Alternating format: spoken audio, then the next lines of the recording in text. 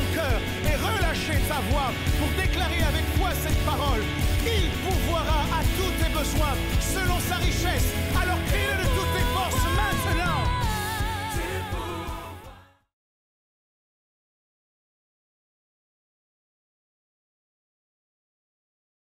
Veuillez ouvrir vos Bibles avec moi, s'il vous plaît.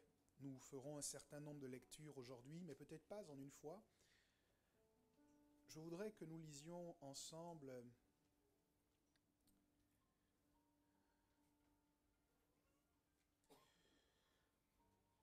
Genèse,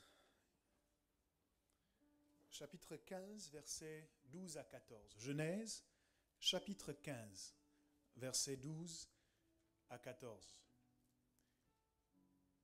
Au coucher du soleil, un profond sommeil tomba sur Abraham. Et voici, une frayeur et une grande obscurité vinrent l'assaillir. Et l'Éternel dit à Abraham, « Sache que tes descendants seront étrangers dans un pays qui ne sera point à eux. Ils y seront asservis et on les opprimera pendant 400 ans. Mais je jugerai la nation à laquelle ils seront asservis et ils sortiront ensuite avec de grandes richesses. » Quelqu'un dit Amen. Amen. Je veux également qu'on regarde Genèse 15 au verset 16. Donc 2 versets plus loin. À la 4e génération, ils reviendront ici, car l'iniquité des Amoréens n'est pas encore à son comble.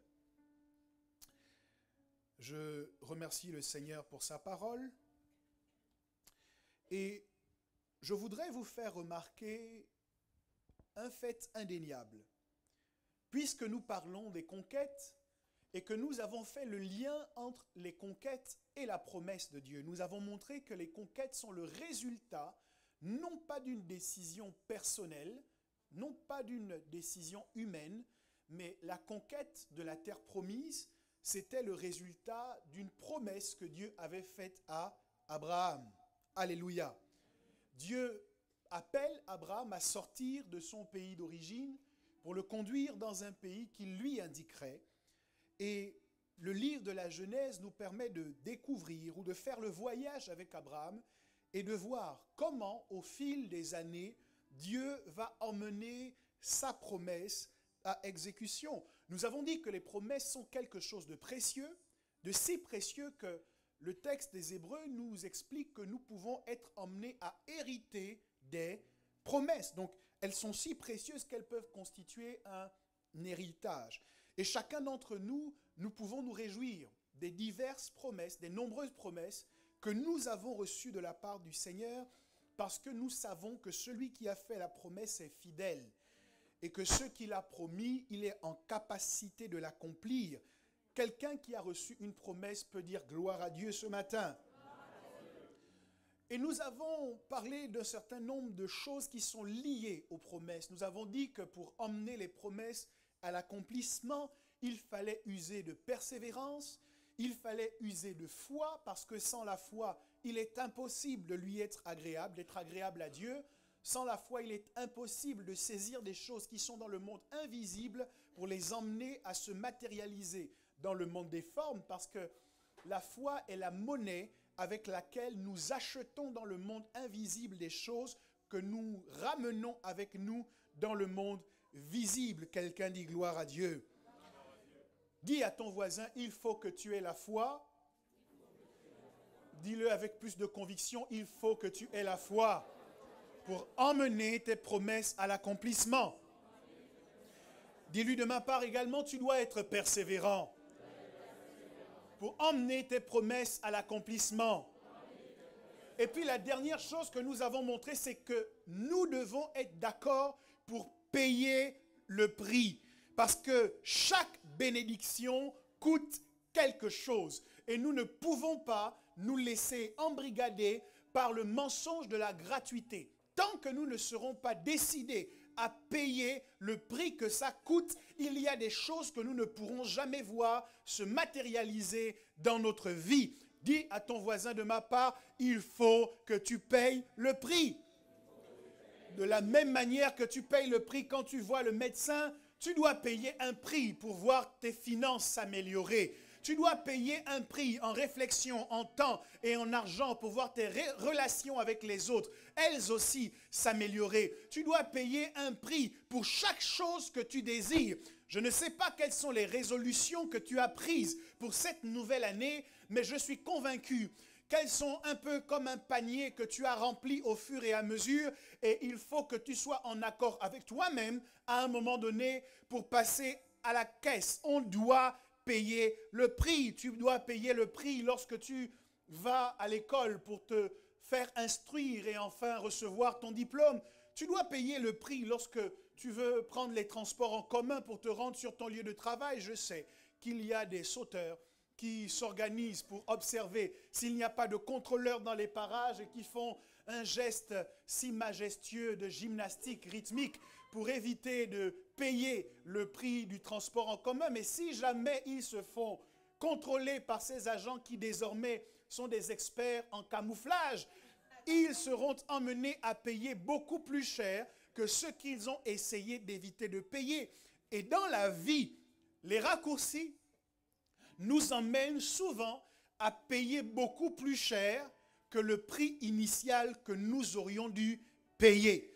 Et nous devons fuir les raccourcis et accepter de passer par le bon chemin pour nous mener là où nous voulons. On dit qu'un bien mal acquis ne profite jamais. C'est la raison pour laquelle nous devons nous battre pour bien acquérir, pour conquérir. Lorsque tu vas rencontrer un pasteur et que tu vas parler avec lui pour avoir accès à sa sagesse, pour mobiliser son onction, tu ne peux pas t'y rendre les mains vides. Parce que pour cette onction-là aussi, il y a un prix à payer. Si tu crois que son onction peut débloquer tes milliers d'euros qui sont bloqués quelque part, alors son onction vaut des millions d'euros. Si tu crois que son onction peut te guérir d'une maladie incurable, alors son onction vaut ce que tu payes au médecin lorsque tu te fais opérer. Il est bon que chacun d'entre nous soit en accord. Voilà un bon défi que nous pouvons nous lancer. Non pas en 2018, je serai jaloux de tout le monde. Non pas en 2018, je serai en colère avec tout le monde. Non pas en 2018, j'aurai des problèmes avec tout le monde. Mais en 2018, je serai fidèle dans ma dîme. En 2018, je serai fidèle dans mes offrandes. En 2018, chaque fois que je me présenterai devant un homme ou une femme de Dieu, j'apporterai quelque chose. Saül était pressenti pour être roi. Il avait un puissant, un glorieux destin.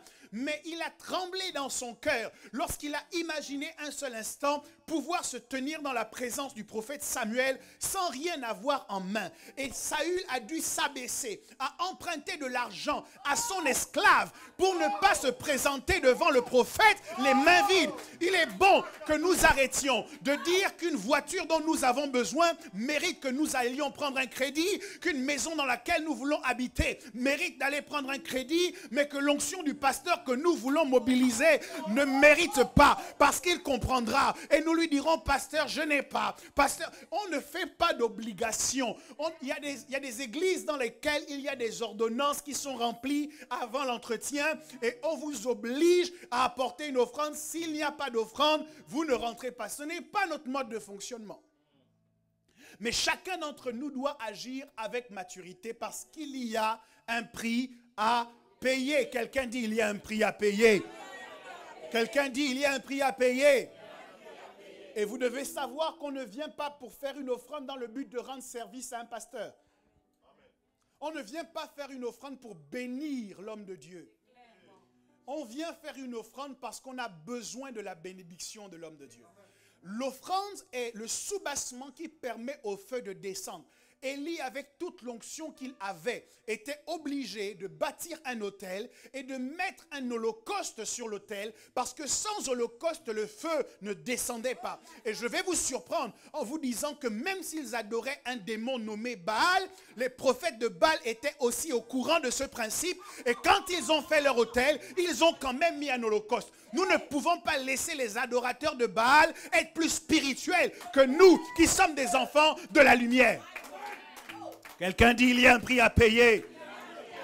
Dit il y a un prix à payer. Je me sens très libre de parler de ces choses avec vous parce que vous savez que vous êtes dans une bonne église. Vous savez que vous êtes dans un bon espace. Vous n'êtes pas dans un lieu où on veut profiter de vous, vous escroquer. Mais vous êtes dans un lieu où on veut vous emmener à recevoir la bénédiction et à ne plus laisser vos promesses être bloquées. Oui, pour que les promesses s'accomplissent, il faut la foi, il faut la prophétie, il faut la prière, il faut la persévérance, mais il faut aussi payer le prix.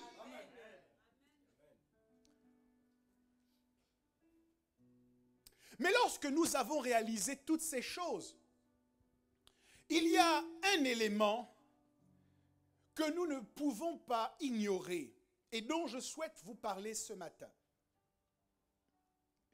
Vous avez reçu des promesses et vous vous attendez à ce qu'elles s'accomplissent et vous faites bien parce qu'elles s'accompliront. Mais Dieu parle à Habakkuk au sujet de la prophétie et lui dit quelque chose. Même si la prophétie tarde, attends-la parce qu'elle s'accomplira, elle s'accomplira certainement. Et nous disons amen au fait que la prophétie s'accomplira certainement, mais nous perdons de vue le fait que Dieu lui dit même si elle tarde. Donc, en ce qui concerne les prophéties, en ce qui concerne les promesses, il y a un élément que nous mettons souvent de côté, qui est le fait qu'une promesse, pour s'accomplir, peut être emmenée à tarder. En fait, ce que je voudrais que vous compreniez ce matin, c'est qu'une des notions qui est inhérente aux promesses, c'est le délai de l'accomplissement. Ce n'est pas parce que Dieu vous a promis quelque chose aujourd'hui que cette chose va s'accomplir dans les 5 minutes qui viennent, qu'elle va s'accomplir le lendemain, ou qu'elle va s'accomplir la semaine d'après, ou qu'elle va s'accomplir le mois d'après. Il y a des promesses et en règle générale, les promesses sont toujours assorties d'un délai pendant lequel nous devons patienter, pendant lequel nous devons attendre.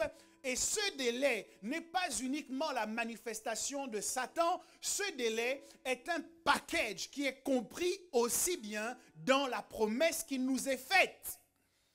Oui, lorsque Dieu vous a dit que vous devez ou que vous allez vous marier, il est possible et il est même certain que le mariage n'arrivera pas demain, mais que le mariage va passer par une rencontre que vous ferez, une rencontre que vous allez prendre le temps de faire grandir, une rencontre que vous allez nourrir, qui ensuite va déboucher sur une amitié et enfin débouchera certainement sur une proposition de fiançailles et après sur un mariage. Et je sais qu'il y en a qui essayent de passer du tout au tout. De célibataires, dès qu'on a rencontré quelqu'un, tout de suite on veut lui mettre la bague au doigt en disant c'est certainement la bonne personne, c'est certainement le bon homme, c'est certainement la bonne femme. Mais ça prend du temps. Nous avons tellement glorifié Dieu pour les promesses en mettant de côté le principe selon lequel les promesses prennent du temps pour s'accomplir que plusieurs d'entre nous, nous sommes précipités. Ne pas réaliser la réalité du délai indéniable qui est inhérent aux promesses, c'est s'exposer au danger de la précipitation. Il y a 3 choses que nous faisons lorsque nous n'avons pas intégré le principe du délai qui est assorti aux promesses. Nous courons le risque de la précipitation. Premièrement. Deuxièmement, nous pouvons sombrer dans le découragement le plus total. Et enfin, nous pouvons aussi être exposés à une profonde désillusion. Beaucoup, croyant à l'immédiateté de l'accomplissement de leurs promesses, posent des actes aussi inconsidérés les uns que les autres. Oui, Dieu t'a dit, tu vas rentrer dans le ministère. Est-ce à dire que c'est demain que tu commences? Ils se précipitent. Or, moi, s'il y a une chose que j'ai apprise, c'est qu'il faut avoir dans la vie spirituellement, il faut avoir l'intelligence des temps pour savoir quoi faire et à quel moment. C'est pourquoi je ne me laisse pas dicter les temps par d'autres personnes lorsque Dieu m'a parlé et qu'il m'a intimé que le moment est venu de poser telle action. je fais comme l'apôtre Paul, je ne consulte pas la chair, je ne consulte pas le sang, mais je me mets en accord, en osmose avec la déclaration de Dieu, parce que je sais que dans la vie, c'est dangereux d'être en retard. Il y a des emplois que vous allez manquer simplement parce que vous êtes arrivé en retard au moment du recrutement. Et avant que vous n'arriviez, on a pris quelqu'un d'autre. Je vois beaucoup de gens qui prennent du retard dans leurs travaux, dans leur présence à l'église ou au rendez-vous important. Et je trouve ça tellement dangereux. Parce que s'habituer au retard, c'est s'exposer à rencontrer ce retard-là aussi dans son destin. À rencontrer ce retard dans le cadre du mariage, dans le cadre du ministère, dans le cadre des affaires. Vous devez lutter de toutes vos forces contre le retard parce que tolérer le retard dans les petites choses, c'est lui ouvrir la porte pour qu'il s'introduise aussi dans les grandes choses. Dis à ton voisin, fuis le retard.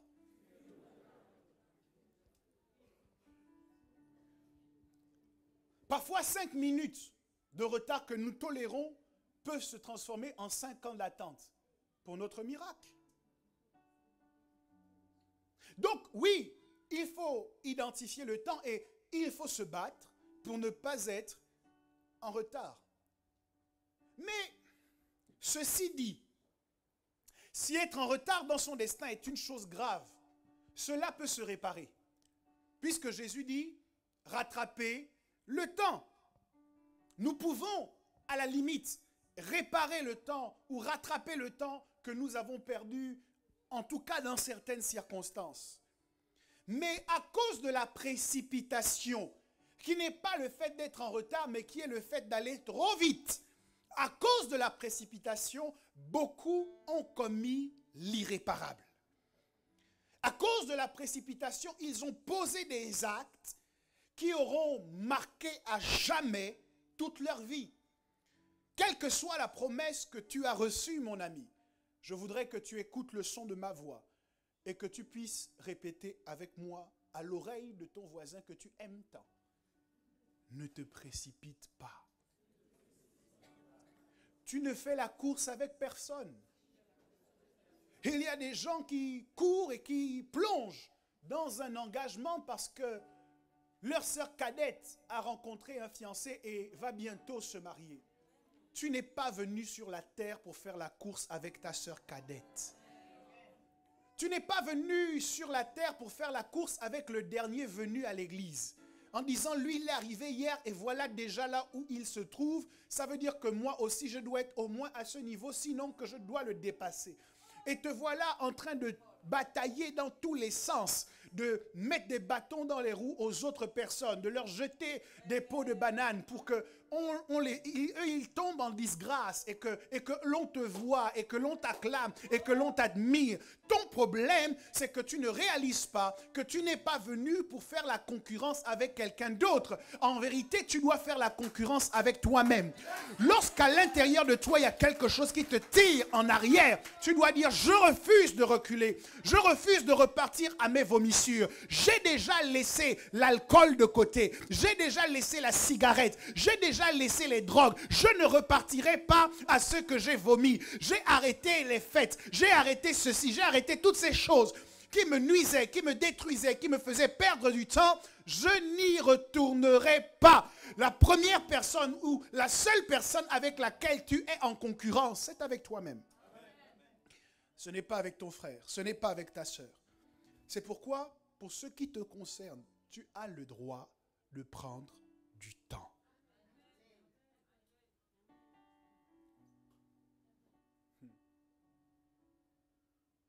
J'ai lu une conversation imaginaire entre une femelle éléphant et une chienne. Les deux étaient enceintes. Et voyez-vous, la durée de gestation pour les chiens n'est pas du tout la même que celle des éléphants. Il faut combien de temps pour qu'une femelle chienne mette bas?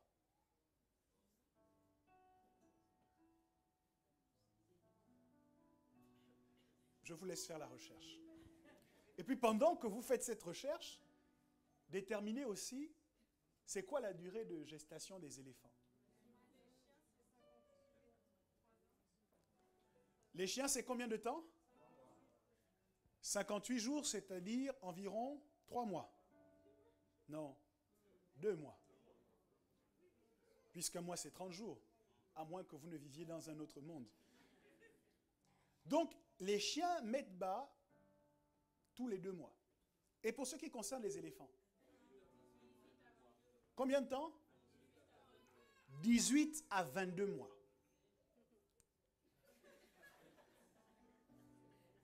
18 à 22 mois. Il est très très rare qu'une femelle éléphant accouche de 2 petits. 18 à 22 mois pour un éléphanteau. En revanche, pour les chiennes, c'est une portée. Elle peut en avoir 4, 5, 8, 12. Et donc cette femelle, regardant l'éléphante, je ne sais pas si on dit éléphante, mais regardant sa congénère, lui demande, mais c'est même pas sa congénère, non. Demande à son acolyte ou à sa voisine, mais enfin, moi, j'ai déjà eu le temps d'accoucher 3 fois depuis que toi et moi, nous nous connaissons. Et toi, depuis tout ce temps, tu nous dis que tu es enceinte. Mais à un moment donné, est-ce que ça ne te dérange pas de raconter à tout le monde que tu es enceinte d'un bébé qu'on ne voit jamais? Et puis, la femelle éléphant lui a dit, écoute-moi bien. Toi, effectivement, tu accouches vite et tu accouches d'une portée. Mais lorsque toi, tu accouches, lorsque toi, tu mets bas, ce n'est un événement pour personne. Parce que c'est quelque chose de régulier, de récurrent et de normal. Les chiots que tu vas avoir ne feront rien de significatif dans le monde. La faune ne tremblera pas lorsque tes chiots se déplaceront. Mais moi, en ce qui me concerne, je porte en moi un enfant qui, lorsqu'il viendra au monde, fera trembler le sol. Lorsqu'il commencera à se développer, impactera les animaux autour de lui. Lorsqu'il marchera, tout le monde regardera en disant, ça c'est une majestueuse créature. Lorsque ses défenses vont commencer à se développer, les braconniers vont commencer à chercher à le pister. Tellement ces défenses ont de la valeur. Ce que j'essaye de te dire, c'est que toi et moi, effectivement, nous sommes enceintes, mais on ne porte pas le même type de destin. Alors certainement, toi tu prends ton temps. Certainement, tu ne fais pas les choses rapidement comme les autres. Certainement, tu ne te précipites pas. Mais il y a des destinées chiots et il y a des destinées éléphantaux.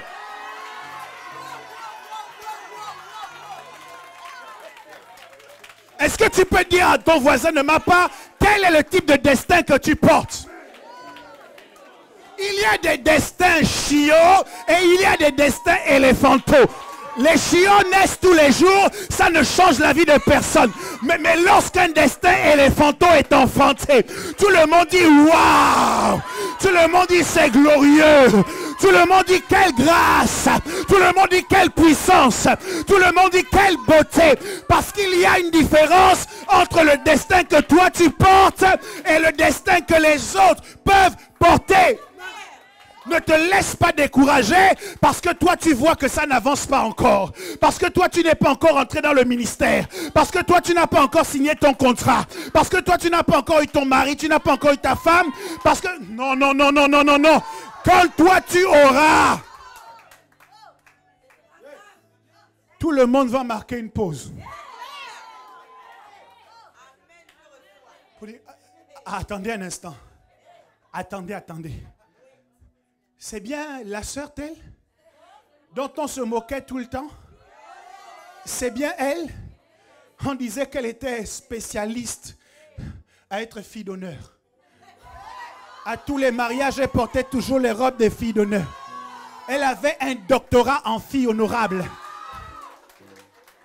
Est-ce que c'est bien elle? Oui, c'est bien elle. Elle va enfin se marier. Et elle va se marier avec qui? Mais tu n'as pas entendu? Tu n'as pas entendu que c'est le prince de tel pays? Tu n'as pas entendu que c'est l'homme d'affaires réputé là qui est venu la localiser et qui lui a dit avec toi ma vie va changer. Est-ce que, oh my God, je ne sais pas si je parle à quelqu'un. Qui est-ce qui a un destin éléphant en ce lieu? Dis à ton voisin, je préfère prendre le temps. Parce que lorsque je rentrerai dans cette bénédiction, il y aura comme un tonnerre. Parce que le monde entier va savoir que quelque chose a changé. Il y a des gens qui se marient souvent. Mais lorsque le prince d'Angleterre s'est marié, ça a fait quelque chose de différent. Il y a des gens qui sont tout le temps diplômés. Mais lorsque toi, tu auras eu enfin ton diplôme, quelque chose va changer dans ta famille. Les gens vont dire, donc c'est possible pour moi. Donc c'est possible pour nous. Donc l'opprobre peut être ôté de notre famille. Donc on peut enfin avoir un diplôme d'études supérieures. Donc on peut enfin investir et gagner de l'argent. Donc on peut enfin bâtir des maisons. Donc on peut tu vas briser le poids de la malédiction sur ta famille. Et c'est la raison pour laquelle ça prend du temps. Il faut que tu laisses à l'artiste Dieu, à l'intérieur de tes entrailles, de façonner ce destin. Tu dois lui laisser le temps de créer ce chef-d'œuvre merveilleux. Et lorsque le voile sera ôté, lorsque Jésus est né, une étoile spéciale a été allumée dans le ciel. Le ciel ne pouvait pas rester indifférent. Des mages sont partis de leur pays pour venir se prosterner devant le petit enfant. Il y a des gens qui sont obligés de chercher des maternités pour accoucher. Parce qu'estimant que dans ces endroits, les personnes qui viendront s'occuper de l'enfant s'en occuperont bien. Les gens qui rendront visite pourront apporter de beaux cadeaux. En vérité, ils vont dans le bon endroit pour recevoir les cadeaux. Mais lorsque Jésus est né dans une étable, l'or, l'encens et la myrrhe ont déserté le palais d'Hérode et sont venus suivre Jésus jusque dans l'étable. Hérode a vu les mages arriver avec les cartons. Il s'est dit, c'est certainement pour m'honorer. Et quand il veut ouvrir le cadeau, il dit, ça c'est pour le roi des Juifs qui vient de naître. Je dis à quelqu'un ce matin, il y a quelque chose qui t'est réservé. Ça prend encore un peu de temps. Mais ne te précipite pas. Ne fais pas les mauvais choix. Ne donne pas ton amour à n'importe qui. Ne donne pas ton engagement à n'importe qui. Ne rentre pas en affaire avec le premier venu. Ça prend peut-être du temps pour réunir les capitaux. Mais celui qui va s'associer à toi réglera en une fois, en un seul chèque, tous les problèmes que tu peux penser, retrouver ou identifier dans tes affaires. Ne te lance pas n'importe comment.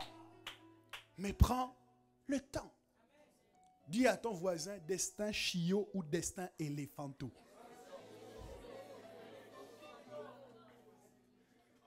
La précipitation est une catastrophe. Beaucoup de ministères se sont détruits, autodétruits parce qu'étant lancés trop tôt. Les gens disent vite, je veux servir Dieu, je veux servir Dieu. Mais si Dieu ne t'a pas encore dit de commencer, ne commence pas. D'autres sombrent dans le découragement le plus total. Comment ça arrive? Parce que, convaincus que ce qu'ils ont entendu va arriver tout de suite, ils sont en joie quelques heures. Ils font la fête quelques jours. Ils sont fortifiés quelques semaines tout au plus. Et finalement, ils considèrent qu'ils avaient peut-être mal entendu quand ils voient que ce qu'ils ont attendu n'est toujours pas arrivé. Ils commencent à tirer des conclusions, peut-être qu'on m'a trompé. Et pour leur plus grand malheur, ils se promettent de ne jamais plus faire preuve de foi. Mais enfin, si tu ne crois plus, qui va en souffrir? Si tu cesses de croire en Dieu, est-ce que cela changera sa nature? Si tu cesses de croire dans les hommes de Dieu, est-ce que cela changera leur nature? Si tu cesses de croire dans l'Église, ça ne changera pas l'Église. C'est pour ton bien que tu dois te battre pour conserver ta foi. C'est pour ton bien que tu dois te battre pour conserver ta capacité de mettre ta confiance en Dieu. Malheureusement, beaucoup sombrent dans le découragement. D'autres, finalement, se trouvent dans la désillusion. Elles guettent ceux qui travaillent dur à l'accomplissement d'une promesse. Je ne parle pas de ceux qui ont les bras croisés et qui disent ça va venir. Mais je parle de ceux qui travaillent dur. Je parle de ceux qui jettent toute leur force dans la bataille parce qu'ils savent que la promesse ne s'accomplira pas toute seule. Ils redoublent d'efforts dans le jeûne, dans la prière. Ils sont persévérants, ils font preuve de foi. Ils payent le prix, comme je viens de vous le dire tout à l'heure. Ils font tout un ensemble de choses, mais ils ne prennent pas conscience que la promesse prend du temps à s'accomplir.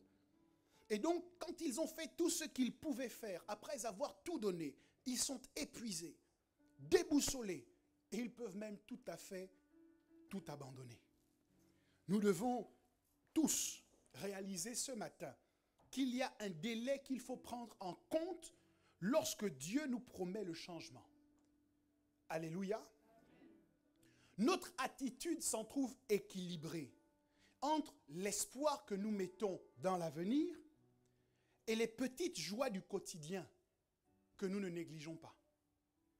Nous sommes équilibrés entre les efforts à fournir pour demain et le repos à prendre aujourd'hui. Prendre conscience du délai doit nous aider à grandir dans la patience et dans l'obéissance. Notre père Abraham, dont je vous ai dit la semaine dernière que c'est certainement indéniablement un expert en promesses de Dieu. Abraham avait 75 ans quand Dieu s'est révélé à lui.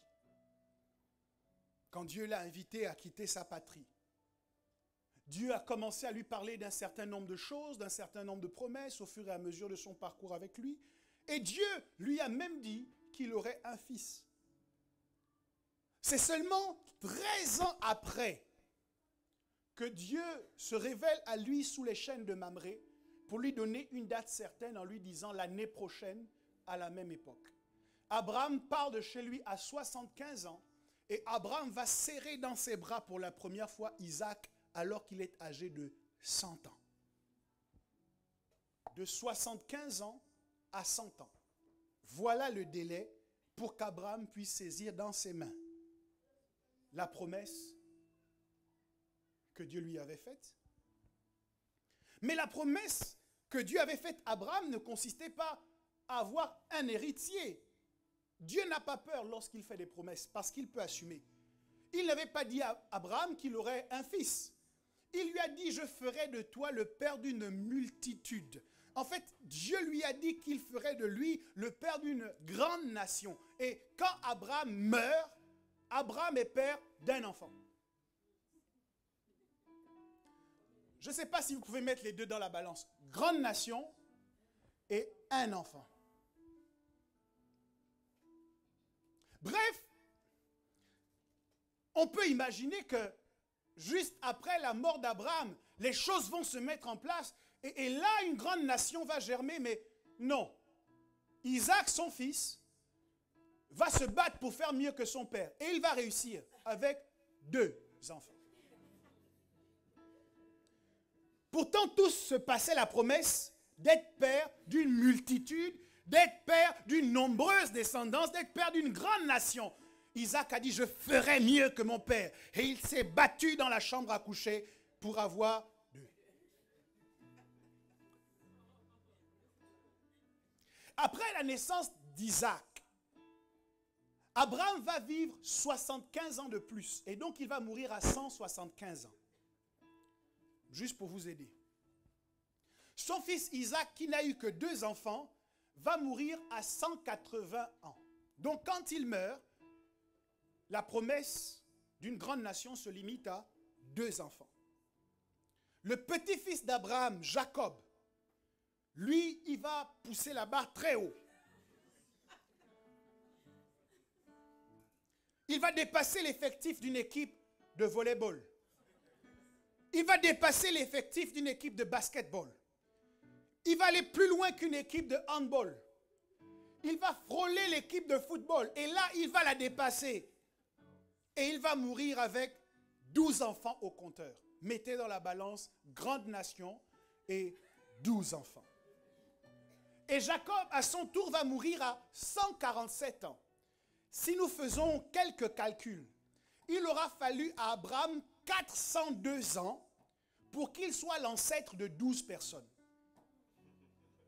Quand la promesse disait qu'il serait père d'une grande nation.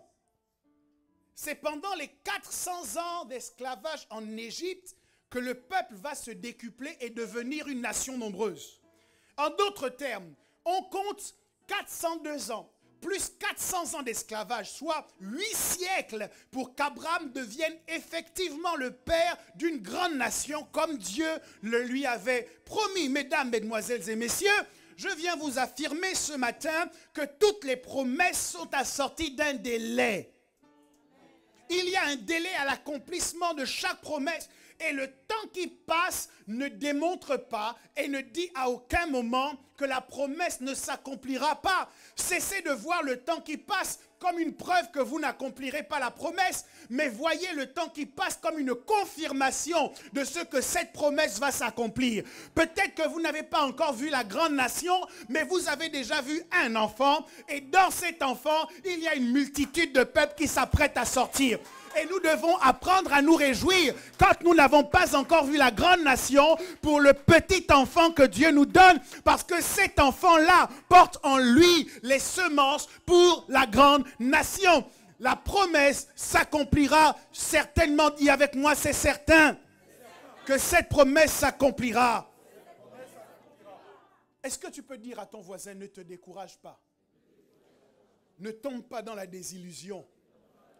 Ne tombe pas dans la précipitation. Dis-le lui comme s'il était un homme. Dis-le lui comme si elle était une femme. Mais dis-le lui avec conviction, avec fermeté, avec foi. Prends-le par la main et dis-lui, nous accomplirons les promesses de Dieu pour nous. Elles n'ont pas d'autre choix que de s'accomplir. Elles n'auront pas d'autre choix que de s'accomplir. Les saisons peuvent passer, je ne commence pas à douter. Les hivers peuvent s'enchaîner, je ne commence pas à douter. Les étés peuvent passer, je ne douterai quand même pas. Les années peuvent se suivre, les décennies peuvent se suivre.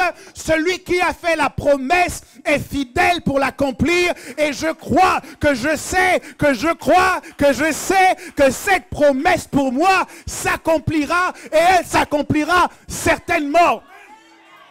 Ce type de foi permet à la promesse de se graver, non pas seulement dans notre mental, mais de se graver dans notre cœur et de couler à l'intérieur de notre sang. Et c'est pourquoi on peut parler de bénédiction générationnelle, parce que celui qui vous a fait la promesse a rencontré dans votre cœur une foi telle que la promesse n'est pas restée abstraite, mais vous avez fait la promesse vôtre. Elle est une partie de votre identité. Et lorsqu'un de vos enfants naît, il naît avec un patrimoine génétique qui comprend non seulement votre caractéristique physique, mais qui comprend aussi les bénédictions spirituelles que vous avez reçues tout au long de votre parcours, que vous avez gagné dans vos temps de veillée, dans vos temps de prière, dans vos temps de jeûne. Ça ne se perd pas, ça ne se crée pas, ça se transforme, ça passe de génération en génération. Et il y a des hommes et des femmes en ce lieu qui portent les promesses et les bénédictions de leurs parents, de leurs grands-parents. Ils ne se sont pas battus en vain. Ils n'ont pas payé le prix en vain. Dieu n'est débiteur de personne. S'il ne leur a pas remboursé de leur vivant, il remboursera au 100 pendant cette génération. Je croyais que quelqu'un allait me dire un bon amen. Je croyais que quelqu'un allait me dire un bon amen. C'est pourquoi avant de te battre contre quelqu'un, parfois il faut quand même savoir qui sont ses parents. Parce que lui, il n'a peut-être payé aucun prix pour être qui il est aujourd'hui. Mais je peux te garantir que les enfants Rothschild ne manqueront jamais d'argent jusqu'à ce que Jésus revienne. À moins qu'il y ait un cataclysme économique décidé par Dieu lui-même, ils ne manqueront jamais d'argent parce qu'un ancêtre a décidé de faire les bons investissements. Et de la même manière qu'il a légué cette richesse à ses enfants. Il y a des gens contre lesquels vous vous levez. Il y a des gens que vous essayez d'attaquer. En disant, oui, quand je regarde la façon dont il ou elle vit, il ne devrait pas obtenir ceci. Moi, je me bats depuis, mais voici ce que je n'ai pas et voici ce que lui, il a. Est-ce que vous êtes nés de la même manière? Êtes-vous nés de la même maman? Même entre les frères et les sœurs, il y a des différences. Donc c'est certain que Dieu ne peut pas être juste s'il donne à tout le monde exactement la même chose. Parce que tout le monde ne commence pas au même niveau. Tout le monde ne naît pas de la même famille. Il y a la possibilité pour nous de briser le statu quo et de poser des actions de notre vivant si nous n'avons pas eu d'héritage bénissant pour que nos enfants ne vivent pas ce que nous avons vécu. Il ne faut pas que toi, tes enfants se battent pour payer leurs études comme toi tu t'es battu pour payer tes études parce que tu n'es pas ton père, tu n'es pas ta mère. Ce que eux ils n'ont pas réussi à faire, toi tu dois pouvoir le faire pour tes enfants.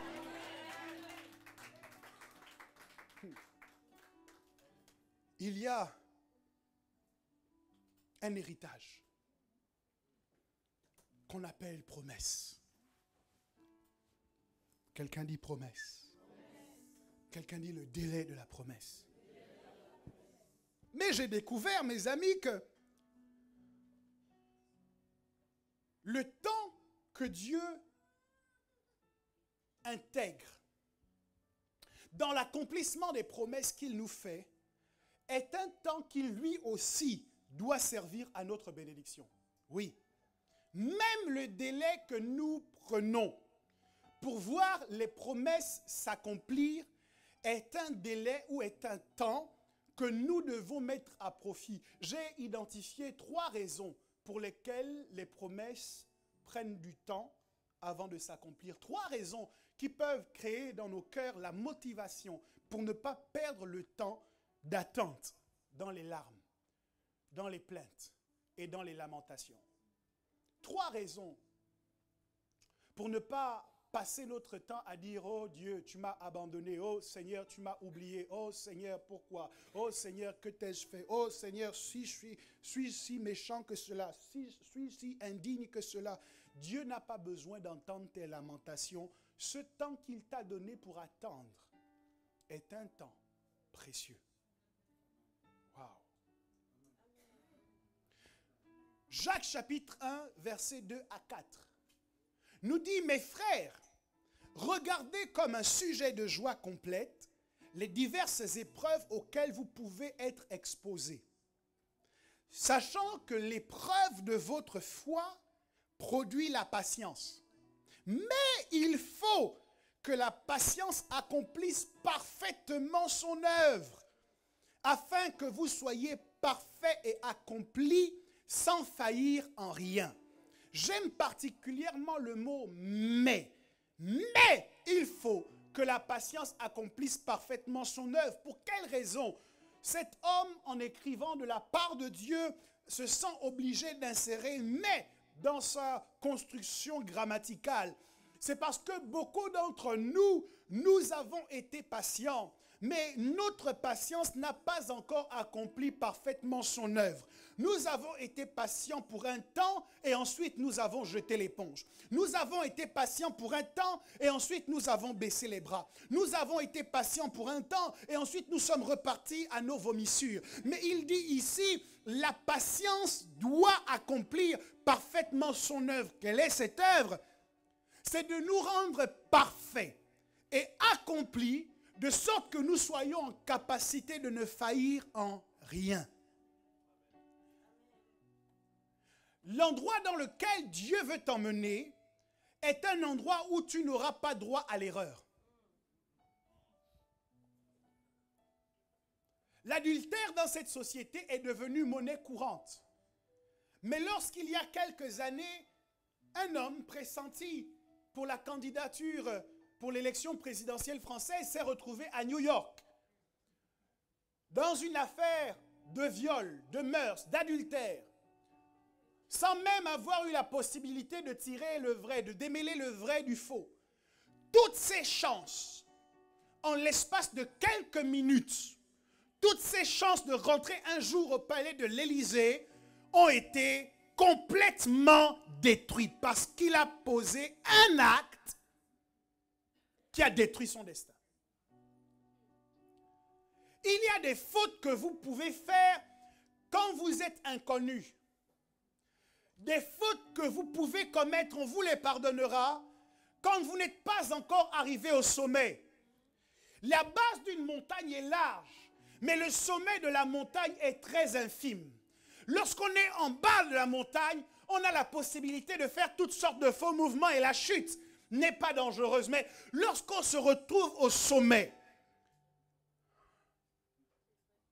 dis à ton voisin, là-bas, on n'a pas droit à l'erreur. Donc Dieu serait un inconscient. Dieu ne t'aimerait pas vraiment si, en sachant que tu n'es pas prêt, il t'ouvrait tout de suite les portes d'un palais. Parce que lorsque tu arriveras dans ce palais, ton impréparation, ton mauvais caractère, tes incompétences vont être visibles aux yeux de tout le monde et plus personne ne pourra jamais te faire confiance lorsqu'on aura identifié que tu n'étais pas prêt à assumer ces fonctions. Donc, Dieu te laisse le temps pour que tu travailles davantage sur toi-même.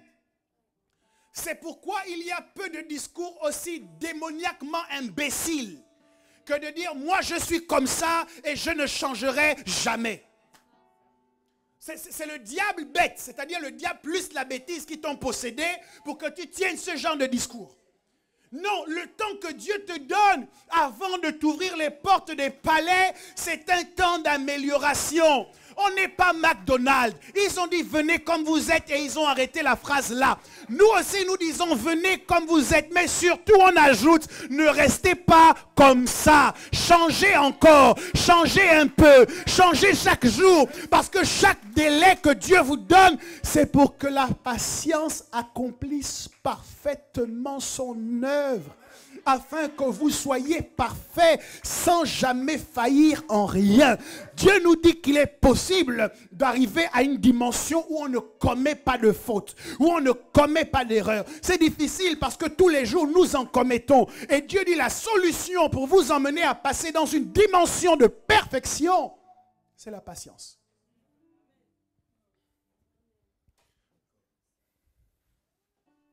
J'espère en m'entendant que personne ici ne sortira de ce lieu avec la conviction que le temps que Dieu lui a donné avant l'accomplissement de sa promesse, c'est pour le torturer. Non. Mon père spirituel un jour m'a dit, « Gélie, es-tu barbu ?» J'étais très jeune à l'époque, plus jeune que je ne le suis aujourd'hui. Et donc j'étais complètement imberbe. Et puis je lui ai dit, « Non. » Il m'a dit, « Tu sais, tu peux jeûner toute la nuit pour que ta barbe pousse, et demain, tu ne seras toujours pas barbu. » J'ai dit, mais pourquoi ça? Il dit, parce que ce sont des choses qui ne viennent qu'avec le temps.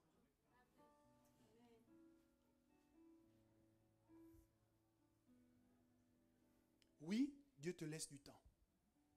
Qu'est-ce que tu en fais? Est-ce que c'est un temps que tu investis dans les doutes, dans les murmures, dans les lamentations et dans les plaintes? Ou est-ce que c'est un temps que tu mets à profit pour dire, qu'est-ce que je dois encore changer? Aujourd'hui, tu penses que tu es entouré d'ennemis, mais je vais te surprendre. La grande majorité des gens qui sont autour de toi t'aiment. Et ils veulent ton bien. Je sais que tu penses que tu es entouré de sorciers et tu viens à l'église avec un regard très inquisiteur en disant quel est le gris-gris que le frère tel porte. Quand il t'offre à manger, tu dis qu'est-ce qu'il a mis dans cette nourriture? Il t'offre à boire même une canette qui est scellée. Tu commences à te dire quelle est la technique, la stratégie avec laquelle il a empoisonné cette canette.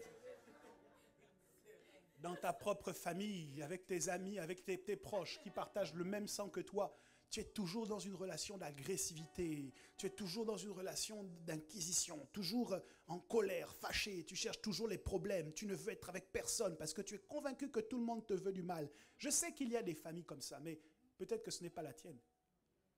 Peut-être finalement qu'autour de toi, la grande partie, la grande majorité des gens t'aiment, peut-être avec défaut. Peut-être qu'ils ne savent pas exactement comment te le dire. Je me souviens quand ma grand-mère... Quand on arrivait en vacances et que ma grand-mère nous... Je ne sais pas comment dire ça.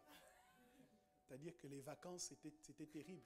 Moi, j'avais vu, vous savez, à la télévision, l'histoire des grands-mères à l'occidental.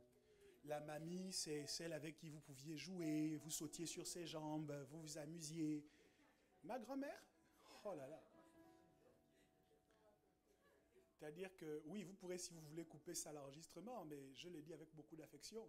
Ma grand-mère, c'était l'armée. C'est-à-dire que tu es en vacances, mais si à une certaine heure, c'est-à-dire précisément aux alentours de 6 heures du matin, tu n'es pas debout, elle considère que tu es un paresseux et elle vient te réveiller. Et pas avec les mots doux en disant « Mon chéri, le petit-fils ». Non, non, non, non, non.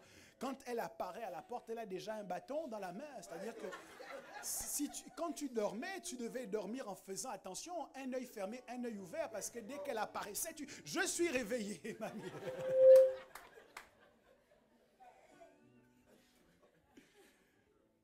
Je ne sais même pas pourquoi je vous parlais de ça.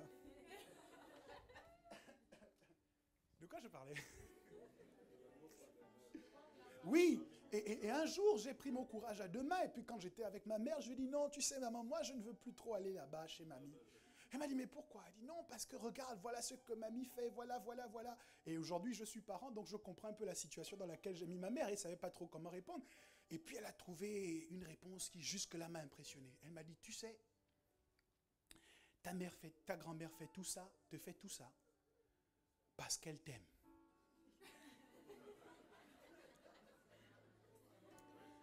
Et que dans sa culture, elle n'a pas appris comment dire à ses petits-enfants, je vous aime. Donc, comme tu as lu dans la parole de Dieu, il est écrit, qui aime bien châtie bien. Donc, elle fait tout cela parce qu'elle t'aime. Et donc, j'ai compris que dans les familles que nous possédons, dont nous sommes membres, il y a parfois des gens qui nous font des choses, qui nous déplaisent et qui nous dérangent. Mais ça ne veut pas forcément dire que ce sont des sorciers. Parfois, c'est simplement qu'ils nous aiment, mais ils ne savent pas comment le dire. Est-ce que je parle à quelqu'un?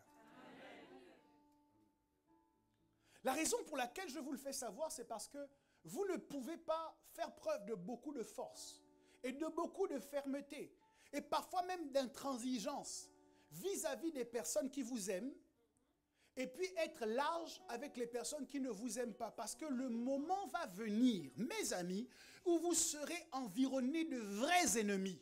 Et ce n'est pas les petits ennemis que toi tu penses voir dans les coins de l'église. Non, non, non. Ce seront des gens méchants, de la vraie méchanceté, avec la volonté d'en finir, non pas avec un peu d'argent que tu viens de gagner, mais avec ta vie. Et donc tu ne peux pas aujourd'hui considérer que tout le monde est ton ennemi alors que tu es environné de personnes qui t'aiment, parce que demain, quand tu seras entouré de gens qui ne t'aiment pas, comment tu vas réagir?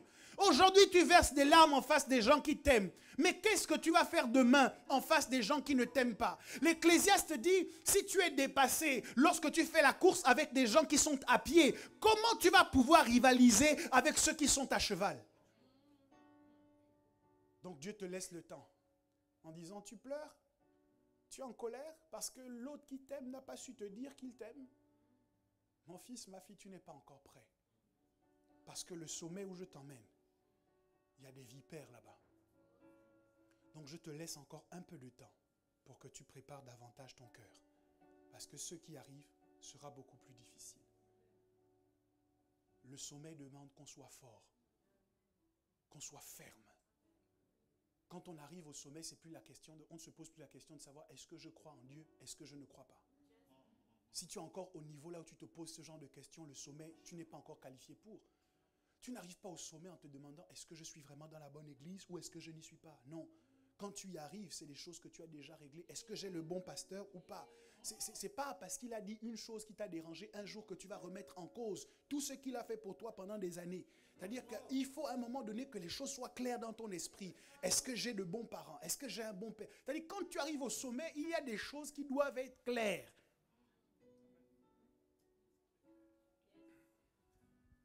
Le temps. Est-ce que j'ai fait les bons choix dans ma vie? Non.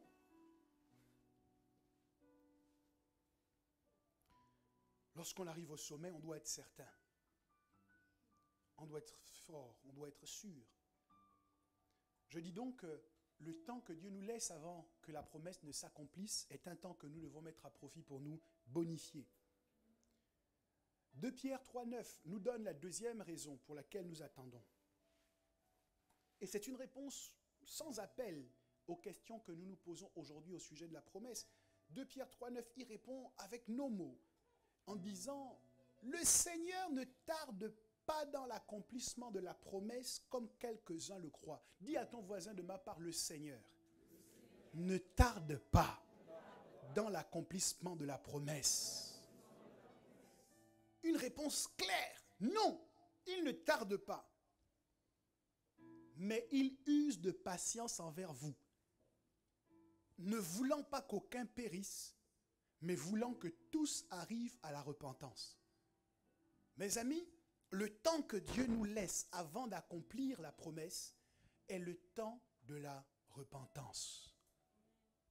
Il nous laisse du temps pour que nous puissions prendre conscience des mauvais choix que nous faisons et surtout que nous puissions les corriger. À ce sujet, l'histoire du fils prodigue nous permet de voir un peu plus clair dans le processus par lequel Dieu passe pour nous sauver, parfois malgré nous. Souvenez-vous que l'enfant prodigue est parti de chez son père avec tous ses biens, ou du moins toute la part de biens qui devait lui revenir. Et cet enfant prodigue a connu tout un ensemble de déboires. Mais ce qui me surprend, c'est que l'enfant prodigue a perdu tout son argent. Il a été complètement ruiné. Mais jusque-là, il ne s'est pas repenti. Tous ses amis l'ont abandonné, les uns après les autres. Mais même après cela, l'enfant prodigue ne s'est pas repenti. Quand la famine a frappé le pays dans lequel il vivait, quand elle l'a complètement perdu et rendu malade, malade parce que les carouges que l'on donnait aux porcs, en vérité, étaient non seulement un aliment, mais aussi un médicament pour ces animaux. Et donc la demande du fils prodigue laisse penser qu'il était peut-être malade. Quand la famine l'a complètement frappé, même là, l'enfant prodigue ne s'est pas repenti. Quand il a été abaissé au rang de gardien de cochons, jusque-là, l'enfant prodigue ne s'est pas repenti.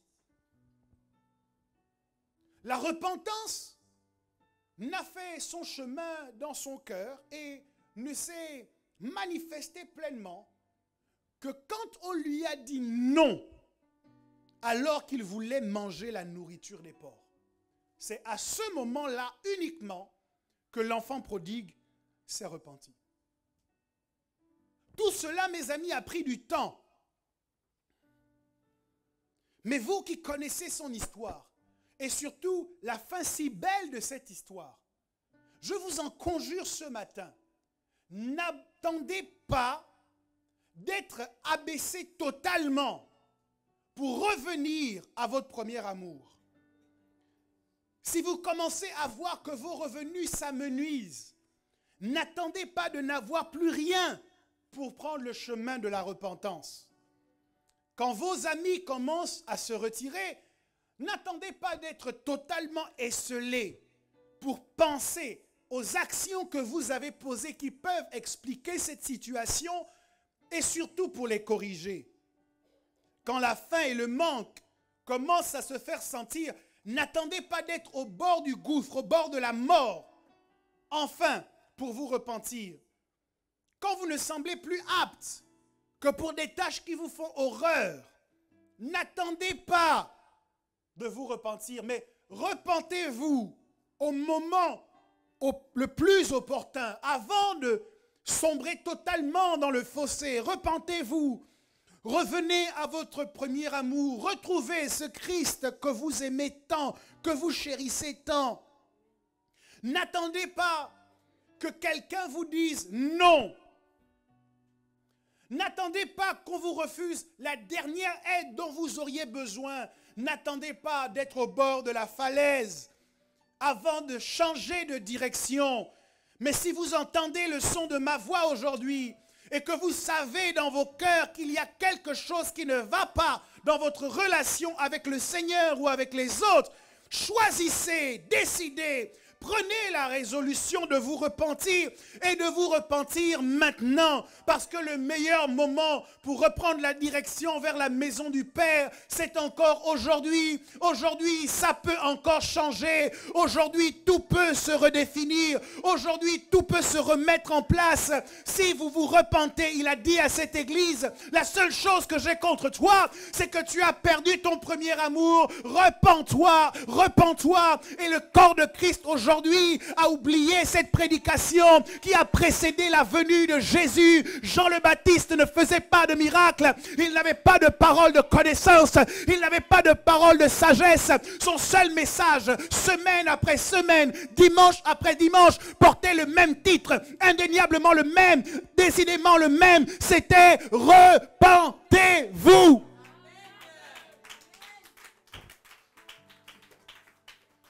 Il faut se repentir. Il faut choisir de se repentir. Il faut choisir de stopper l'hémorragie.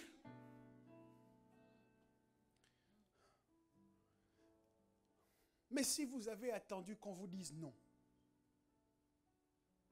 réagissez bien.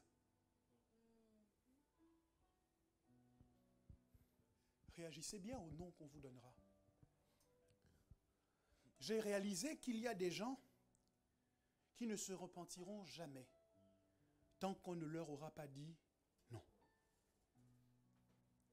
Mais même quand on leur a dit non, leur première réaction, c'est qu'ils se mettent en colère contre celles et ceux qui osent leur résister en face.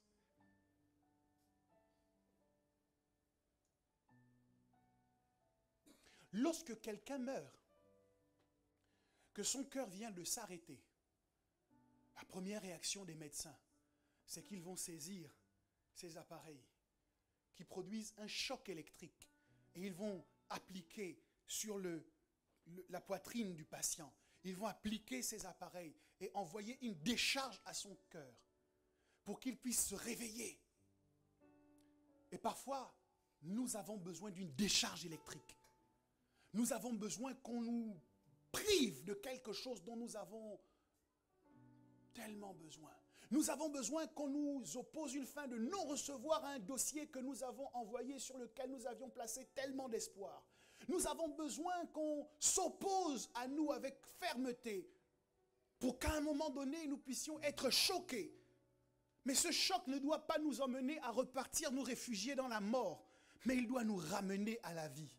Et nous devons réfléchir en nous-mêmes pour commencer non pas à trouver chez les autres les raisons de notre échec, mais de trouver en nous-mêmes les raisons qui expliquent la situation dans laquelle nous nous trouvons actuellement. Qu'est-ce qui fait que lorsque je prie, le ciel semble fermé? Ça ne peut pas venir de Dieu. Ça ne peut pas venir du Saint-Esprit. Il y a quelque chose que j'ai brisé dans mon alliance avec Dieu. Et il est temps que je restaure ce que j'ai brisé. Parce que la bonne nouvelle, c'est que si c'est moi qui suis parti, alors c'est moi qui peux revenir. Je connais toujours l'adresse de mon Père. Je connais toujours son lieu de résidence. Je sais toujours comment l'appeler. Je sais comment m'introduire dans les couloirs de Sion. Et si jamais j'avais perdu mon passe-partout, il se révèle à moi en disant « Je suis Jésus ». C'est ici la porte qui mène au ciel. Et si jamais nous pouvons reprendre le nom de Jésus pour dire « Père, j'ai péché contre le ciel et contre toi, et je te demande pardon », alors tout est restauré. Et pour beaucoup d'entre nous, cela prend du temps. Je voudrais qu'il n'en soit pas ainsi et je voudrais que chacun, en réalisant qu'il a mal agi, dans les secondes qui suivent, dans les minutes qui suivent sa mauvaise action, je voudrais que chacun cesse de perdre du temps à se renfrogner, à s'enfermer dans son coin et à nourrir des pensées les plus mauvaises les unes que les autres. Je voudrais que chacun puisse s'arrêter et dire « Voici ce qui m'est reproché. Voici les mauvaises actions que j'ai posées. Et donc, je peux changer les choses. » En choisissant d'agir bien. Dieu a parlé à Caïn en lui disant « Pourquoi es-tu irrité? Le péché se couche à ta porte, mais toi domine sur lui. Si tu agis bien, certainement, tu relèveras la tête. » Tu peux encore agir bien et relever la tête. Tu n'es pas obligé d'aller au bout de cette voie, que tu sais être la voie de la rébellion, que tu sais être la voie de la division, que tu sais être la voie de la méchanceté, que tu sais être la voie de la duplicité. Tu n'es pas obligé d'aller au bout. Tu peux t'arrêter maintenant.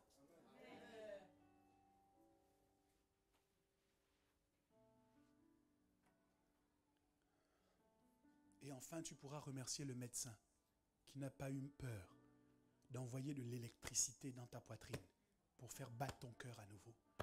Tu n'en voudras pas au pasteur qui a été dur avec toi quand il a vu que tu étais en train de suivre un mauvais chemin. Ça ne lui apporte rien d'être dur, mais il veut pouvoir répondre de ton âme devant Dieu en toute connaissance de cause en disant « J'ai tout tenté pour qu'il ou elle ne se perde pas ». Dis à ton voisin de ma part, il est encore temps de te repentir. Se repentir, c'est décider de changer. C'est encore possible de décider de changer.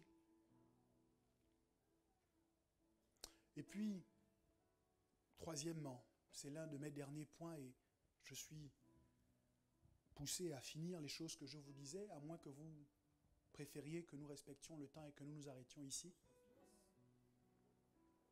Bon, il y a 2 personnes qui l'ont dit et ça ne fait pas la majorité.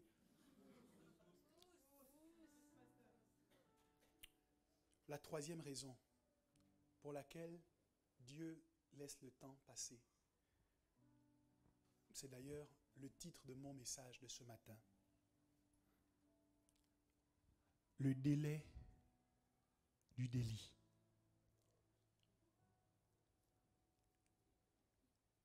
Le délai du délit.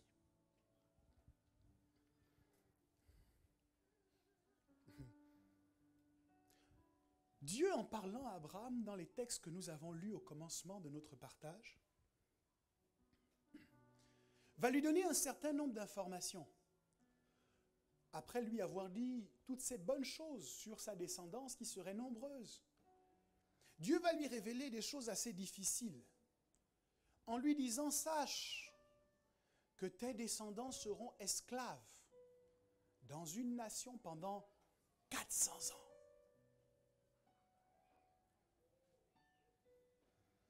Imaginez le cœur d'Abraham qui entend Dieu, il n'y a pas de chance pour que Dieu se soit trompé, qui entend Dieu lui dire que ses enfants pendant 4 siècles seront esclaves.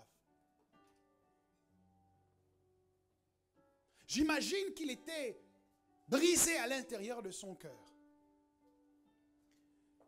Et il aurait pu demander à Dieu, mais pourquoi, Seigneur, peux-tu permettre cela? Mais le texte ne s'arrête pas à l'esclavage. Dieu continue en disant, mais ensuite, je les ferai sortir avec de grandes richesses. Mais ensuite,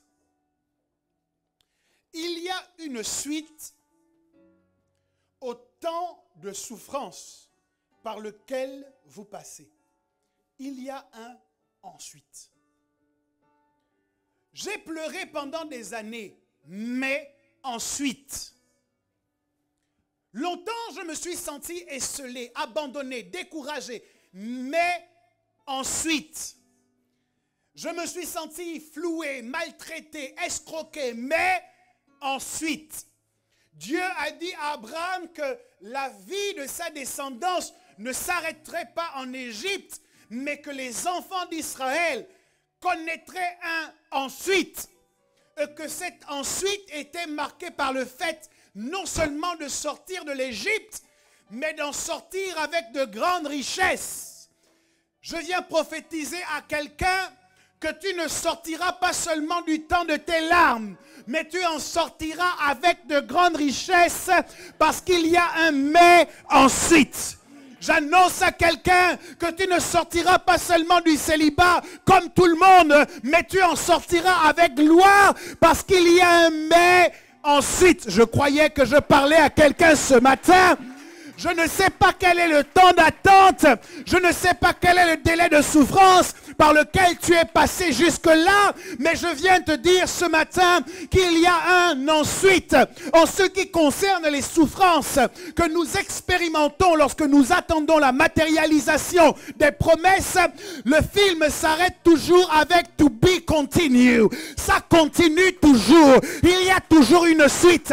Non, Pharaon ne sera pas le vainqueur de l'histoire de ta vie. Non, le chômage ne sera pas le dernier acteur en vie de l'histoire de ta vie. Non, le célibat ne restera pas sur le positionnement du règne ou de la domination dans ta vie. Mais je vois Dieu, par sa puissante main, venir et renverser ces trônes, ces principautés, ces dominations qui se sont données pour objectif de rendre ta vie difficile en 2018, parce qu'il y a un mais ensuite.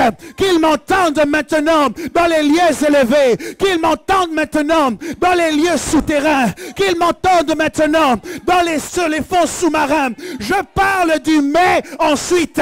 Ce matin, j'introduis un homme de foi, j'introduis une femme de foi dans la suite de sa saison, dans la suite de son histoire, dans la suite de son destin, dans la suite de sa vie. Et je dis, tu en sortiras avec de grandes richesses. Que quelqu'un dise, mais ensuite, mais ensuite. Oui, j'ai certainement pleuré, mais ensuite. Oui, j'ai été ruiné, mais ensuite. Oui, j'ai tout perdu, mais ensuite. Ma femme menace de m'abandonner, mais ensuite. Quel que soit ce par quoi tu passes, je veux te rappeler ce que Dieu a dit. Il y a une suite.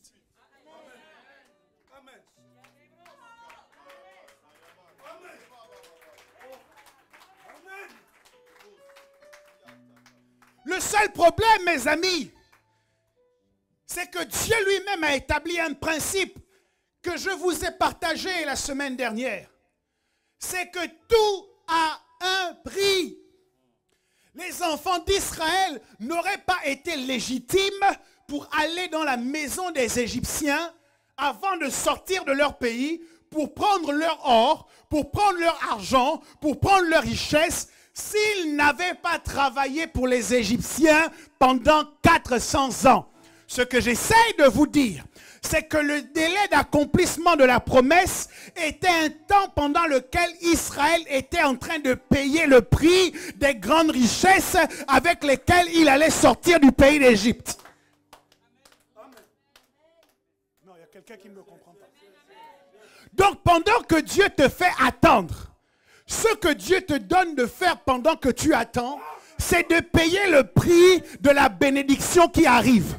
Parce que si jamais tu prends cette bénédiction sans en avoir payé le prix, on pourrait te la reprendre à tout moment, tu pourrais la perdre à tout moment. C'est la raison pour laquelle Dieu permet que tu pleures un peu de temps. Dieu permet que tu souffres un peu de temps. Dieu permet que tu n'obtiennes pas tout ce que tu veux maintenant parce qu'il te fait payer le prix.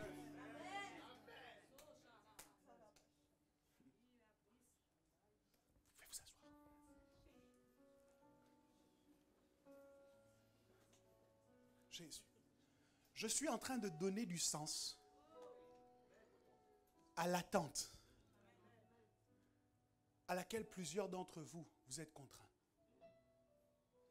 Vous avez appris à détester cette attente. Vous avez appris à la maudire, à vous en plaindre et à vous lamenter à son sujet. Mais je viens vous dire, c'est le temps que Dieu vous donne pour faire de l'épargne.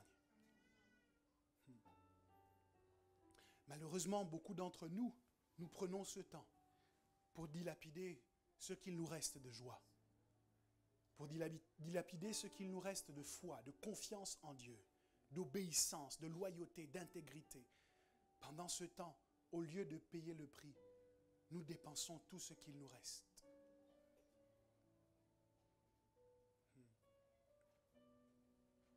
Pour que vous compreniez bien le processus,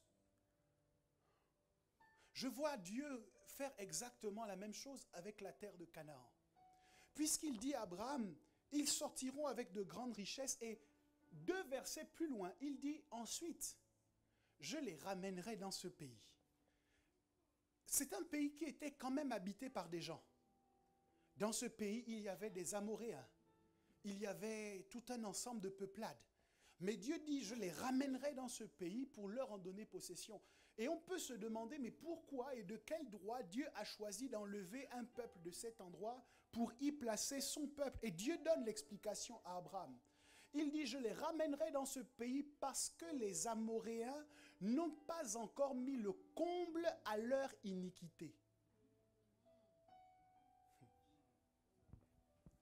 En d'autres termes, Abraham, je voudrais bien donner à ta descendance immédiatement le pays dans lequel tu te trouves.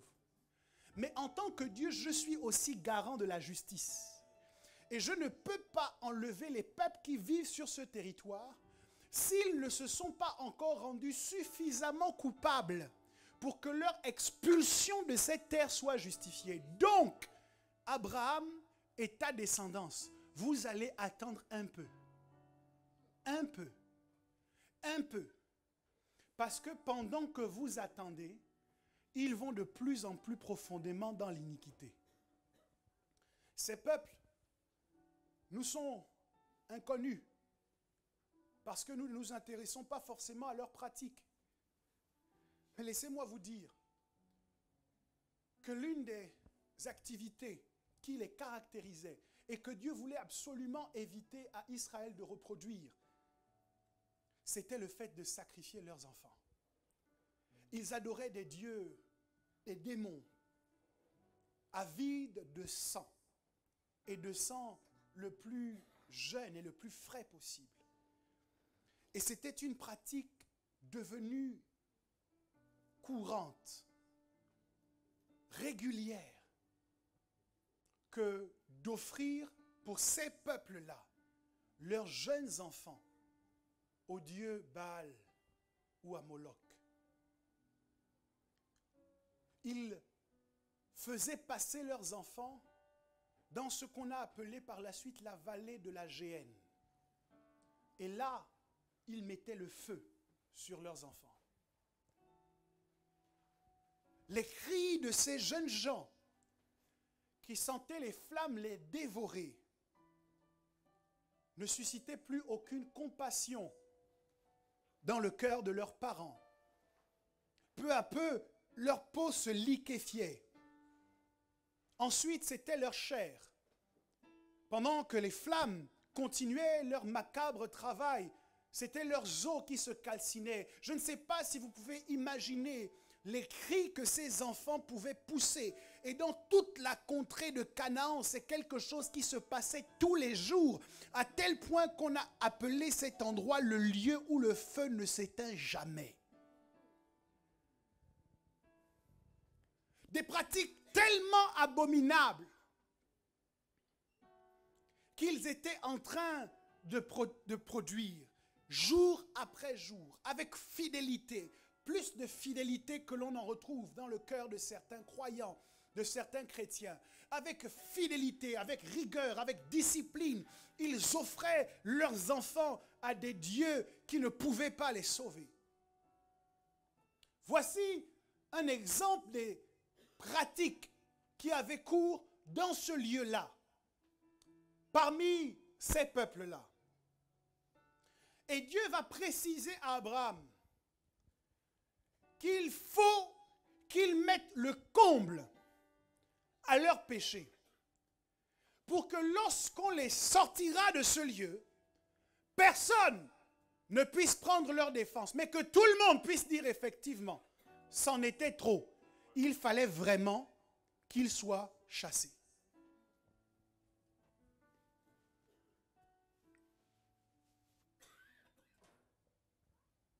Lorsque des policiers suivent une enquête et qu'ils veulent par exemple démanteler un réseau de drogue, ils ont peut-être coincé celui qui est tout en bas de l'échelle.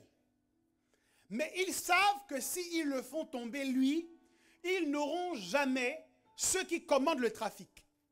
Qu'est-ce qui se passe dans ces conditions? Les policiers vont se mettre en accord pour laisser un délai afin que les malfaiteurs les plus experts dans le réseau puissent avoir le temps de commettre de plus grand délit. Ils sont au courant de ce qui se passe dans votre quartier. Mais ils savent que s'ils interviennent trop tôt, la sentence sera trop faible. Et donc celui qu'on aura emprisonné aujourd'hui pourrait se retrouver dehors dans quelques semaines ou dans quelques mois. Et ils veulent faire de son cas un exemple. Alors, ils vont le mettre sur écoute. Alors, ils vont commanditer des filatures. Et ils vont commencer à remonter la filière, un pas après l'autre, un échelon après l'autre. Et ils vont remonter jusqu'à celui qui commande le réseau. Et à ce moment, ils font tomber le réseau de malfaiteurs comme un château de cartes parce qu'ils ont laissé un délai au délit. Et je comprends qu'en ce qui nous concerne, Dieu fonctionne exactement de la même manière. Il dit en substance, écoutez, je sais que vous avez des ennemis. Je sais qu'on vous a fait du mal. Et je sais que vous voulez que je fasse justice maintenant. Le seul problème, c'est que si je juge maintenant votre patron, il n'y a pas assez de charges que l'on pourra retenir contre lui pour l'expulser de la société pour que vous preniez sa place. Donc, je laisse un délai pour le délit. Je sais que votre banquier n'a de cesse que de se gaver de votre compte en banque en vous facturant des frais plus obscurs les uns que les autres. Il a considéré que vous étiez le porte-monnaie de son entreprise et sans justifier quoi que ce soit, il vous ponctionne, surtout lorsque vous avez le moins d'argent possible pour générer encore plus de frais. Et vous criez à Dieu en disant, Seigneur, je suis quand même ton fils, je suis quand même ta fille, quand est-ce que tu me délivreras? Dieu dit, attends. Si je frappe maintenant, les charges que l'on pourra retenir contre lui ne seront pas suffisamment nombreuses pour qu'on le vire une bonne fois et qu'on confie ton compte à ceux qui gèrent les patrimoines les plus importants de ton pays. Donc, on va se mettre d'accord pour laisser un délai au délit. Seigneur, tout le monde se ligue contre moi. Est-ce que tu ne vois pas les mensonges qu'on raconte à mon sujet dans la ville? Est-ce que tu ne vois pas les gens qui prennent mon nom pour aller dire toutes sortes de choses? Dieu dit, calme-toi. Je sais ce qui se passe. Je vois ce qui se passe. J'entends ce qui se passe. Et tu réponds, mais Seigneur, dans ces conditions, pourquoi tu n'interviens pas? Et comme le psalmiste, nous crions, jusque à quand, Seigneur, laisseras-tu mon nom être calomnié? Jusque à quand me laisseras-tu être la proie de mes adversaires? Jusque à quand porterai-je encore ce fardeau? Et Dieu te dit, il faut un délai pour le délit.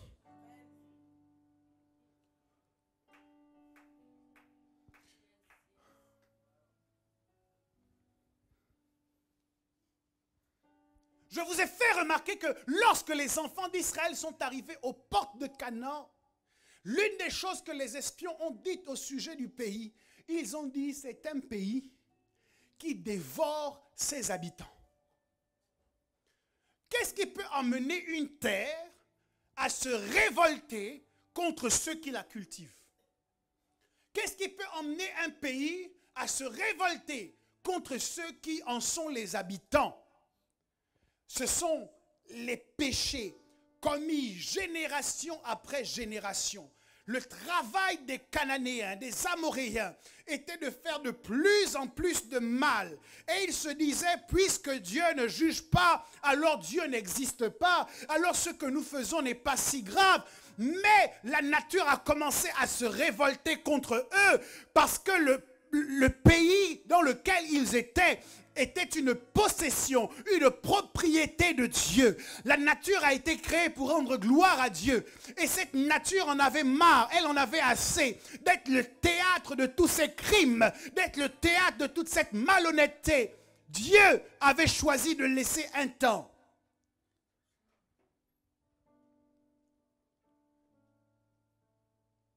Pour que lorsque les enfants d'Israël arrivent, le combat soit facile. Que les Cananéens fuient devant eux. Que les Cananéens ne soient pas en capacité de remporter les victoires et les batailles. Parce que même la terre sur laquelle ils marchaient leur disait, tu es indigne d'habiter ici. Et j'entends ton entreprise qui parle à certains de tes collègues en leur disant, tu es indigne de travailler ici. Ils réussissent jusque-là à se cacher de leurs responsables. Ils réussissent à faire de mauvais coups sans que personne ne le sache. Ils réussissent à te faire porter le chapeau sans que personne ne s'en rende compte. Mais avant même que toi tu ne commences à parler, l'atmosphère spirituelle du lieu dans lequel tu travailles va commencer à dire c'est assez de malhonnêteté, c'est assez d'iniquité, c'est assez de méchanceté. Et cette entreprise elle-même va se révolter contre eux. Parce que Dieu a laissé un délai au délit.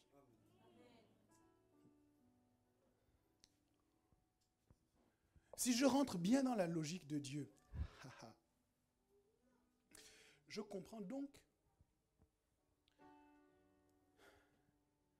que ce n'est pas suffisant qu'on vous ait fait du mal. Dieu attend qu'on vous ait fait beaucoup de mal. Et je me réjouis parce que souvent j'entends les gens dire « Ces gens-là m'ont fait tellement de mal ». Et je vais te surprendre aujourd'hui, mais quand tu fais cette déclaration, c'est une bonne déclaration. Parce que ça prouve que le moment est venu pour Dieu de juger tes ennemis. Quand ils ne t'ont fait qu'un peu de mal, ce n'est pas encore assez grave. Si jamais Dieu les attrape, ils pourront se justifier. En disant, oh Seigneur, je ne savais pas, oh Seigneur, j'ignorais ceci, j'ignorais cela. Et donc, Dieu va leur donner chaque fois l'opportunité de changer leur version des faits, de changer leur comportement vis-à-vis de toi, de s'améliorer, de changer leur façon de fonctionner. Mais parce qu'ils ont le cœur endurci, ils vont se dire, oh, Dieu n'a pas frappé hier, alors Dieu ne frappera pas aujourd'hui. Et ils vont continuer à t'attaquer, et ils vont continuer à te blesser, et ils vont continuer à te faire du mal. Et ce que tu ne sais pas, c'est que pendant que tu pleures, ce que tu envoies comme message au ciel, c'est que tu dis maintenant c'est l'heure. Pendant qu'ils sont en train de te faire couler des larmes, le message qui monte vers le ciel, c'est que maintenant il est temps que les armes de Dieu se mettent en mouvement pour terrasser tous ceux qui sont contre moi. Pendant que tu dis, ils m'ont fait tellement de mal, Dieu dit, alors le moment est venu pour moi de te faire tellement de bien. Parce qu'il faut que ce que je te donne ait sa contrepartie, parce que toute chose a un prix, et puisque tu as beaucoup souffert, souvenez-vous de ce que Abraham va répondre à Lazare, aux riches qui demandaient que Lazare vienne le rafraîchir. Abraham va lui dire, souviens-toi que tu as eu la réjouissance, les richesses et le confort pendant ta vie sur la terre et pendant tout ce temps Lazare a souffert. Maintenant, lui, il est consolé pendant que toi, tu souffres. On appelle ça balle à zéro. Oui, j'ai pleuré, oui, j'ai souffert. Et je dis à Dieu, pourquoi laisses-tu ces choses se faire? Seigneur, tu es au courant de la vérité. Même si les gens qui n'entendent pas ou qui entendent ne connaissent pas la vérité, oh Dieu, toi tu sais quel est mon cœur. Je ne sais pas si je parle à la bonne personne aujourd'hui, mais s'il t'est peut-être arrivé de faire cette prière en disant, Seigneur, tu sais que je n'ai pas voulu lui faire de mal. Tu sais que je n'ai pas mal agi. Tu sais que je ne me suis pas mal conduit. Mais comment peux-tu laisser ce genre de choses se dire et ce genre de choses se faire? Tu connais mon cœur, tu connais mes motivations. David pouvait dire, sonde-moi, ô Dieu, et connais mon cœur. Tu dis à Dieu, Seigneur, si j'ai péché, je te demande pardon. Mais objectivement, quand je regarde la situation, je réalise bien que même si que je n'ai rien fait de mal, il m'arrive d'être imparfait, il m'arrive de mal me conduire, mais je sais que dans cette histoire, je suis innocent. Et pourtant on m'accuse comme si j'étais coupable. Et pourtant on parle de moi comme si j'étais un meurtrier.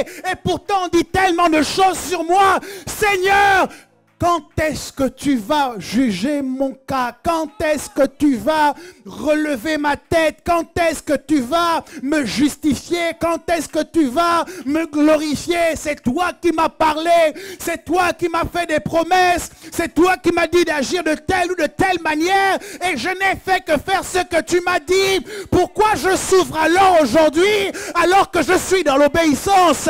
Pourquoi je souffre aujourd'hui alors que je ne fais que ce que tu m'as dit de faire? Pourquoi? Et Dieu te répond par ma bouche, parce qu'il faut un délai au délit. Ils n'ont pas encore suffisamment menti. Ils n'ont pas encore suffisamment sali. Ils n'ont pas encore suffisamment volé. Ils n'ont pas encore suffisamment triché. Ils n'ont pas encore fait assez. Parce que ce que je leur réserve nécessite qu'ils aient fait pire. Nécessite qu'ils aient fait plus. Donc toi et moi, encourageons-les à faire plus. C'est pourquoi tu vois qu'il t'a fait du mal, mais tu lui souris quand même. Tu sais qu'il dit du mal de toi, mais tu tapes quand même sur son épaule comme si c'était ton ami et comme s'il n'y avait pas de problème. Tu sais qu'il révèle tes secrets, mais tu lui donnes encore tes secrets. Parce qu'il faut qu'il fasse plus. Parce qu'il faut un délai au délit.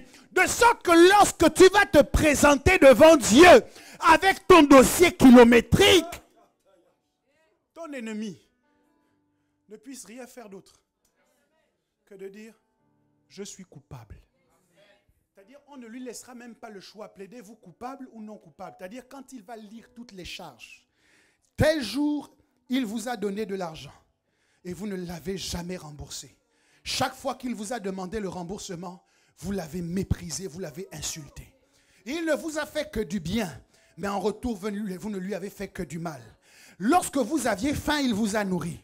Lorsque vous avez soif, elle vous a abreuvé. Lorsque vous étiez sans maison, elle vous a donné sa maison.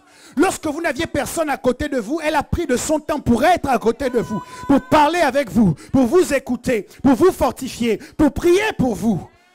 Mais qu'est-ce que vous avez fait en retour? Vous n'avez fait que mettre le comble à l'iniquité, le comble à la méchanceté, le comble aux vampires, le comble à la sorcellerie, le comble et encore et encore et encore. Maintenant, c'est le moment du jugement. Qu'est-ce que vous avez à dire pour votre dépense? Il se sera tellement compromis qu'il ne pourra dire qu'une chose. Votre honneur, je suis coupable.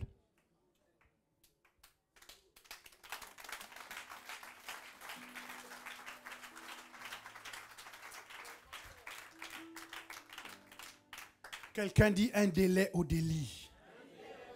Un délai au délit. Lorsque tu pleures, ce que tu dis à Dieu, c'est l'heure.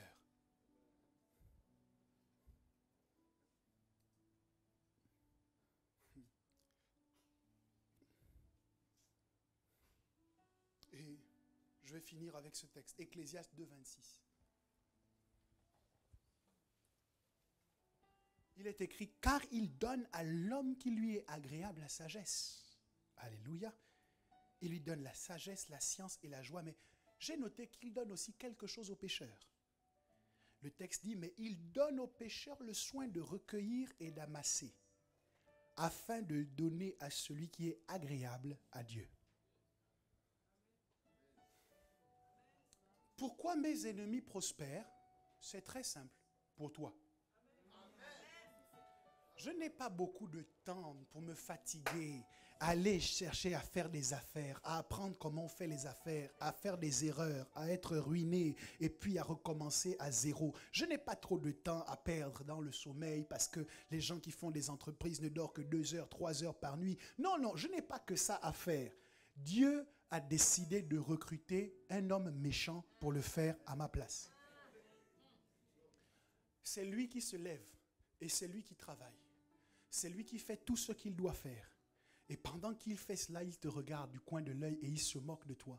Ce qu'il ne sait pas, c'est que la Jaguar qu'il est en train de conduire et avec laquelle il te snobe sur le périph' est une Jaguar qui lui a été donnée en prêt. Dieu lui a laissé le temps de rassembler tout l'argent qu'il fallait pour l'acheter parce que le moment vient où il va juger le pécheur, il va juger le méchant et il va dire, cette voiture-là, au fait, elle est pour mon fils. Il laisse le temps à cette personne de construire la grande maison que toi, tu n'es pas architecte, tu n'as pas de diplôme en décoration d'intérieur.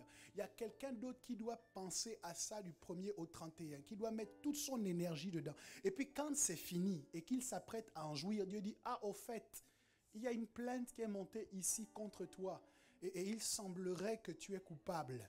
Et donc pour paiement de ta caution, je vais reprendre cette maison et je vais la donner à celui qui m'est agréable.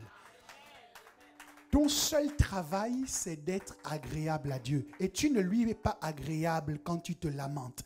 Tu ne lui es pas agréable quand tu mets en cause ses promesses. Tu ne lui es pas agréable quand tu doutes de sa capacité d'accomplir ce qu'il t'a dit.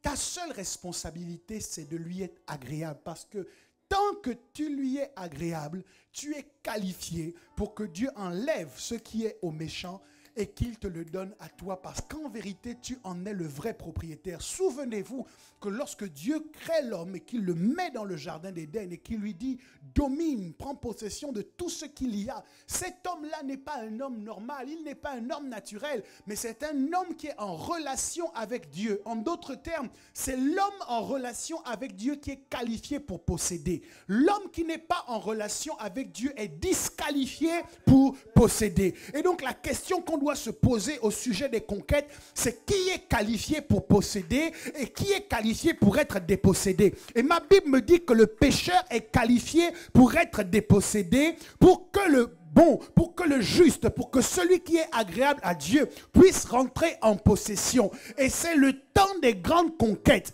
Et j'annonce que maintenant c'est le moment que Dieu a choisi pour juger tes ennemis.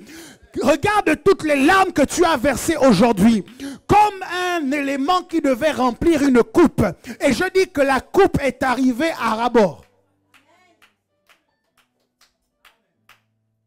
La coupe est arrivée à ras-bord. Et c'est le moment où Dieu va se lever pour juger tes ennemis. C'est le moment. Tu ne vas pas comprendre comment ça va se passer. Tu vas juste arriver au travail lundi matin. Et on va te dire, lui, non, il ne travaille plus ici. Je dis, note ça quelque part. Tu diras que le prophète a parlé. Tu arriveras, je sais, tu arriveras. Et sans explication, on va te dire, lui, il a appelé et il a dit qu'il ne vient plus travailler ici. Et tu sauras que ça s'est passé comme ça à cause de toi parce que maintenant c'est le temps. Quand Israël est arrivé aux portes de Canaan, si Dieu a permis qu'Israël arrive aux portes de Canaan en capacité d'en prendre possession, c'est parce que les Amoréens avaient mis déjà le comble à leur péché, à leur iniquité. Donc lorsque tu t'approches de ta conquête, ça veut dire que le méchant est déjà jugé. Le délai est arrivé à son terme.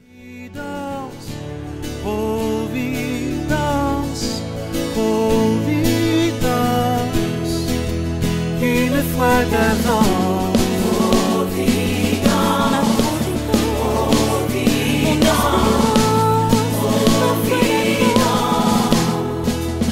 une fois d'avant.